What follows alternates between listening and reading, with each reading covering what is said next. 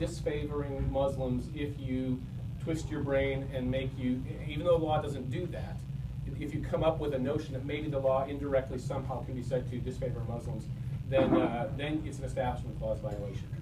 It's ridiculous, but of course they got liberal judges. The first judge to issue a preliminary injunction was Judge Watson on Hawaii. His opinion is not strong at all, and it's full of all kinds of errors. And just to give you a few examples of them, one of the big problems with the opinion is he doesn't actually rule against the text of the executive order. He even says so. The text of the executive order is fine, but what I don't find fine is what Donald Trump said in his campaign speeches. And therefore, I, the judge, am going to infer that I know what Donald Trump and his team are thinking. I can read their minds, and in their minds is an illegitimate animus against Muslims. And even though the law doesn't say anything, the executive order doesn't say anything identifying Muslims for special scrutiny or poor treatment, I'm going to infer that it was in Donald Trump's mind and therefore say that it violates the Establishment Clause. It's outrageous. I mean, that is on the hierarchy of legal arguments. That's down at the bottom. The law looks fine, but I'm going to tell you I can read the mind of one of the people who wrote it and tell you that they were thinking bad thoughts. I mean, let's carry that a little ways. Let's think. Let's pick any action that Obama took as president and say we're going to go after it in court and we're going to argue to the judge that Obama made that speech about people in the Midwest clinging to their Bibles, or people wherever it was, and that therefore Obama has an anti-Christian animus, and therefore we want the judge to strike down this law, that law, Obamacare, and a few other things because they're anti-Christian. That would be ridiculous. I would never walk into court and make that argument. But of course, you had some liberal state attorneys general who made that argument, and they got a judge to buy it. It's just ridiculous. More problems with the thing. The statistics are all off. There are 43 nations that are not among the 6 nations in the second order that are majority Muslim countries. How can it be an anti-Muslim order if there are 43 other nations not included, and those 43 other nations include 90% of the Muslim world on the planet? So how is this anti-Muslim? There's another part in the order where the judge just completely ignores the facts, and he says, "Oh, our refugee program, is not being exercised in a way that favors people who that fails to favor the people who need it the most." In other words, to be a refugee, you have to claim asylum. To get asylum under the law, you have to have what's called a, quote, credible fear of persecution. And the credible fear of persecution has to be from the government of your country or from people who have the support, the tacit support of your government. So the order says, when we administer the refugee program after this 120-day halt, we will apply that. And one of the most sensible ways to apply that is you would give a higher presumption of a credible fear to a religious minority. That could be a Muslim in some countries, it could be a Christian, it could be a Jewish person in other countries, but a religious minority would be more likely to have a credible fear of persecution, right? It's common sense. The judge dismisses that, says, well, that's not true, that's not how our refugee program works. Well, let's look at the numbers. I brought them along here. So in fiscal year 2016, Obama hit his target. He got the 10,000 Syrian refugees that he promised us. 10,801 Syrian refugees. Anyone want to guess, of those, how many are Christians? 43. Pretty darn close. 56 Christians out of the 10,800. 56. That's 0.5%, yet Christians represent about 10% of the population in Syria, and they are much more likely to be among the persecuted population in Syria, but they're only 0.5% of the refugees the Obama administration accepted from Syria. Seems like Trump and his administration had a point. The numbers suggest that the refugee program is not actually supporting the people who have the most credible fear of persecution, which is what the whole asylum refugee thing is about. The number of Muslims from Syria, 10,722 of the 10,801. Almost all the program is going to support probably the people with a much lower fear of persecution. And then finally, the whole idea of the Establishment Clause being used to negate immigration policy. Courts have never done that before. This is a brand new invention, that now our immigration law has to be measured against the Establishment Clause and measured in a way that says, if your immigration law can be perceived as favoring or disfavoring any religion, it's invalid? Okay. Anybody remember or read about what happened after World War II with the Soviet Union? No. We expressly and appropriately favored Jews escaping political persecution in the former Soviet Union. And our policy should do that. It had to take that into account. Look at what we're doing today. This gets back to the whole close your eyes and plug your ears and pretend you don't know what you're doing. We are fighting radical Islam, a variant of the Islamic political religious system that favors killing people through jihad, right? I mean, that's who the enemy is in our current war. It's not a war against terrorism. Terrorism is just a means to an end. That's like saying a war against airplanes or a war against bombs. No, the enemy is the radical Islamic terrorists who take up arms and try to kill people, and they are defined by their membership in organizations that share that belief.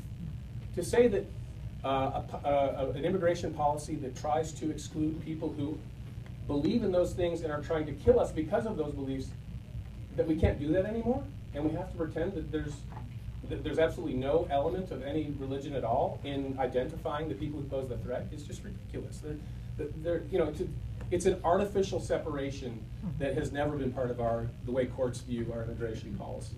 And then finally, even if we did apply the Establishment Clause to our executive order, it would pass the test. The Establishment Clause test, and I'm not going to switch back into my law professor mode, but the Establishment Clause test is, does the law have a primary secular purpose? Of course it does.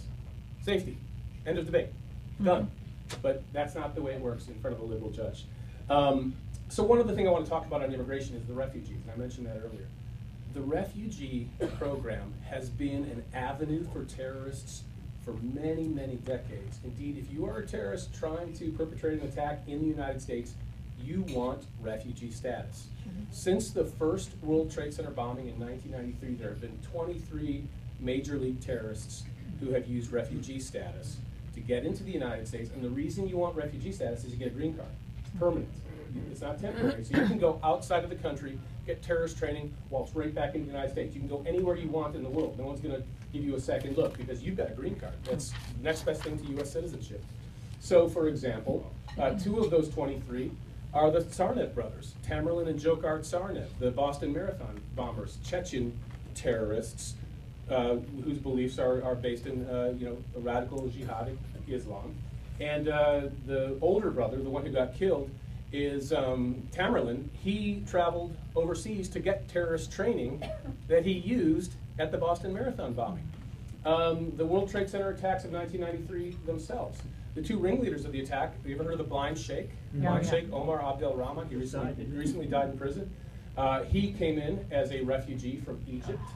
Another one, Ramzi Youssef, another refugee, another ringleader of the 93 attacks. Remember the thing that just happened this past summer at Ohio State? You had the guy who, I've got his name written down here somewhere. What is his name? Abdul Razak Ali Artan. I can be forgiven for forgetting that one. From Somalia. A refugee goes out not with a gun but with a knife and starts hacking at people at the Ohio State and injures 11 people, a terrorist attack. I could go on and on. So many of these terrorists use refugee status. And it is, in some cases, the refugee adjudication is a joke. They come in, they assert, yeah, I have credible fear. These are the people that I fear if I go back to my home country. You have to give me refugee status. And we have been under the Obama administration approving 93% of refugee applications. Only 7% rejected. And a huge percentage are not legit. And in many cases, indeed in most cases, the federal government does not ask the refugee to prove it. That should be simple. You really want us to believe that you are facing religious persecution. Give us some evidence. Give us some names of witnesses who can swear affidavits. Give us some specifics that we can go investigate. But more often than not, the U.S. Center for Immigration, U.S. Citizenship and Immigration Services Bureau just accepts the application, or the State Department accepts the word of the intending refugee. It's outrageous. And so the best part of this executive order is freezing our refugee program for 120 days and rethinking it entirely. We've got to have a better standard of proof. We've got to make the refugee applicant show us some evidence. And it makes sense that you would give a little more deference to someone who is a minority religion adherent in that country than someone who is a member of the majority faith, which presumably in most countries has the support of the government.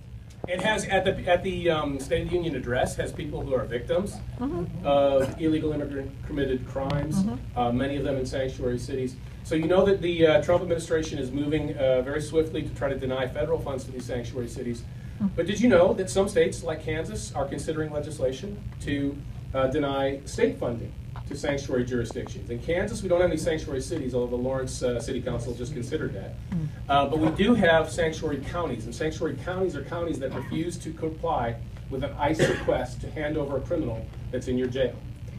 Thankfully, Johnson County is no longer a sanctuary county. We were for a moment, Johnson County was, but a little bit over a year.